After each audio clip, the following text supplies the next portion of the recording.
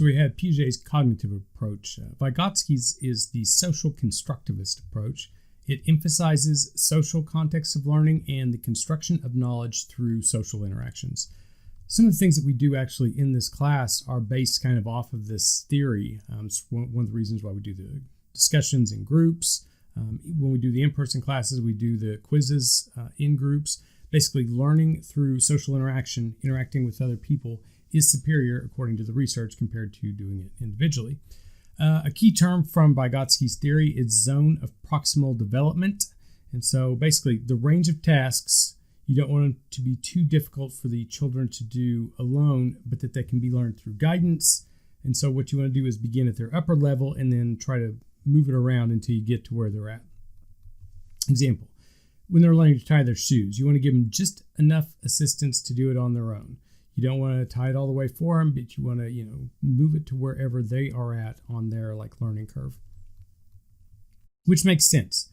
If they can already do the task that you're trying to get them to do, you're just wasting their time, you're boring them, and they're not going to want to do it. If you start off too hard, they won't be able to do it, and that's going to create maybe the shame and doubt that we talked a little bit about last. What you're trying to do is get them to feel independent and to make small successes. A term that goes along with this is scaffolding, and we mentioned, I think, this in the last chapter, like providing hints or assistance or instructions, changing the level of support. So like if you're tying their shoes, you could say, you need to do this part next, maybe verbally tell them if they get stuck at a certain area. Don't necessarily do it for them, but try to provide them the hints, verbal hints would be a good way to do it. And a person that's good at this will adjust the amounts of support compared to fit the current child's level of performance. Use peers as teachers is another thing they talk about with Vygotsky, like with the group projects and the discussions on the quizzes.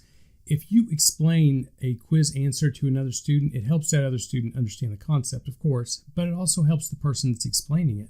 If you're able to explain a concept, that's far more valuable than just picking a correct choice on a multiple choice test. That's true knowledge when you're able to explain something to someone else. Kind of related to this, I had a story from Leif just the other day. He moved up to a new class. They have classes every 6 months or so, and you move up to the next one.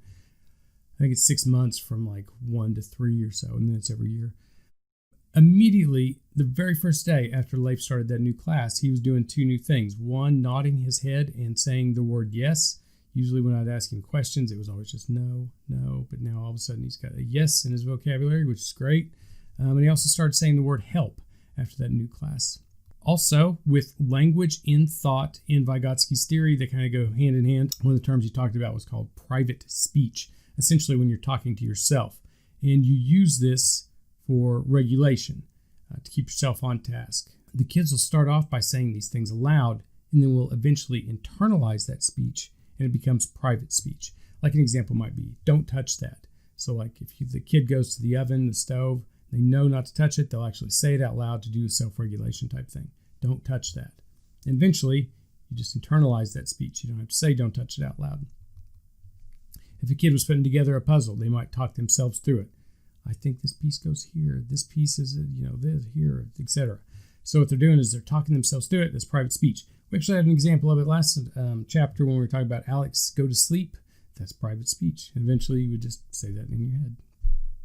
And it becomes your thoughts. Inner speech becomes your thoughts. You aren't saying everything out loud. You aren't thinking out loud, at least not all the time. And what the research shows is more private speech, the more that you do that, more social competence. And so what they're kind of getting at here is that this speaking out loud is a form of communication, in that people that communicate well, even with just themselves, are more socially competent. So that's really interesting. The kids that have more private speech are more socially competent. Vygotsky thought that this was key to being a social communicator, to start off by communicating to the self, and then you start to communicate with others. All right, that's Vygotsky. On the next few slides, we'll talk about attention.